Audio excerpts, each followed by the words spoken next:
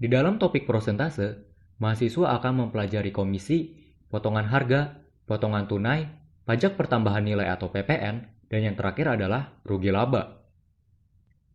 Dan setelah mempelajari materi ini, mahasiswa diharapkan dapat menjelaskan konsep komisi dengan jelas dan benar, memecahkan permasalahan komisi yang meliputi mencari jumlah komisi yang diterima, mencari pendapatan seorang salesman, mencari jumlah pendapatan yang sama, mencari tarif komisi, dan mencari jumlah total penjualan.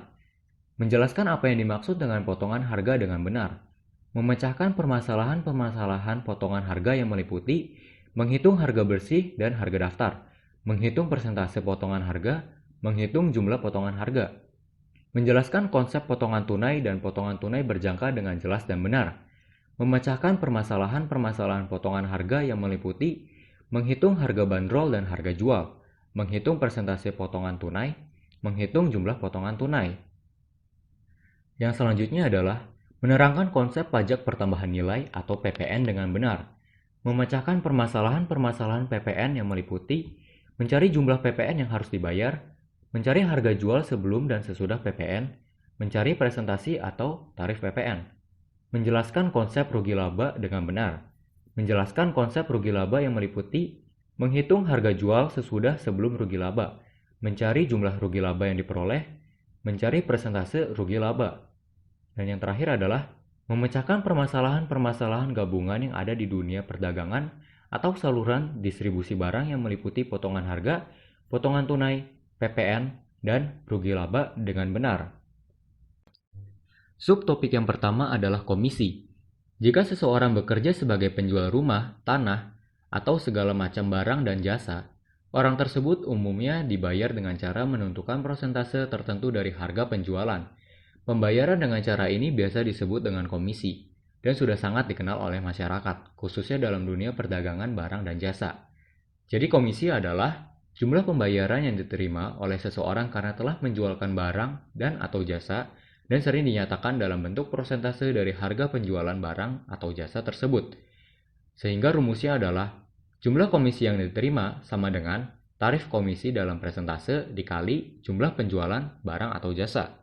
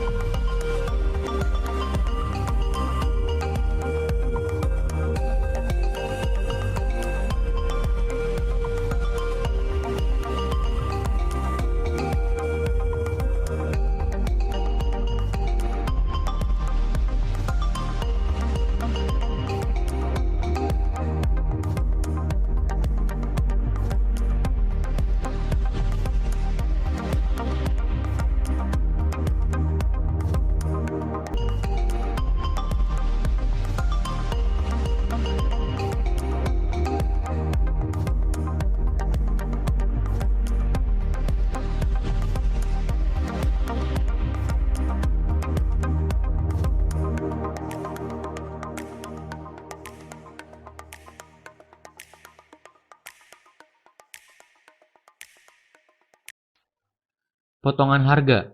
Dalam bidang niaga atau perdagangan, kegiatan utamanya adalah jual beli barang hasil produksi. Selanjutnya, barang hasil produksi disebut dengan istilah barang dagangan. Ketika barang dagangan oleh perusahaan yang memproduksi ditawarkan untuk dijual, biasanya disertai dengan katalog atau daftar harganya. Harga yang terdapat dalam katalog atau daftar harga merupakan harga yang ditentukan untuk para pelanggan atau customer. Daftar harga barang yang ditawarkan seringkali dibuat berbeda untuk setiap kelompok pelanggan, seperti misalnya agen, penyalur, grosir, ataupun langganan. Bila pelanggan membeli dalam jumlah atau partai besar, maka daftar harga yang disodorkan akan disertai dengan rincian daftar potongan yang disebut dengan potongan harga atau potongan penjualan. Potongan harga ini biasanya dinyatakan dalam bentuk persentase. Ada dua macam potongan harga, yaitu potongan harga tunggal dan potongan harga seri berantai. Potongan harga seri atau berantai lebih menguntungkan pelanggan dibandingkan potongan harga tunggal. Karena dengan potongan harga seri pelanggan dapat menerima lebih dari satu macam potongan. Dan selanjutnya adalah istilah-istilah. Potongan harga adalah pemberian keringanan atau pengurangan harga kepada pembeli dan dinyatakan dalam bentuk persentase dari harga dalam suatu transaksi jual beli dengan jumlah atau partai besar. Harga daftar adalah harga yang tercantum dalam daftar harga atau katalog yang ditentukan oleh produsen. Harga bersih adalah harga yang dibayar oleh pembeli setelah memperoleh potongan harga. Dan beberapa rumus dari potongan harga tunggal dan potongan harga seri berantai dapat dilihat dalam layar berikut.